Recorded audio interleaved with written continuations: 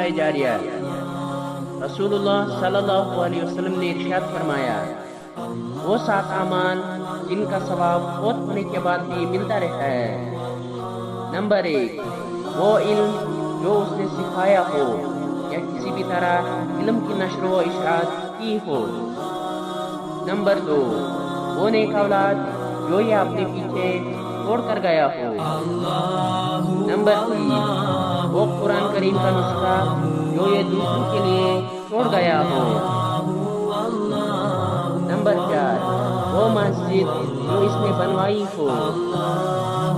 Number 5، وہ گھر جو اس نے کسی مسافر کے لیے بنوایا ہو۔ نمبر 6، وہ نہر جو اس نے جاری کروائی ہو۔ نمبر 7، وہ صدقہ جو اس نے تندرستگی اور زندگی کی حالت میں اپنے مال سے نکالا ہو۔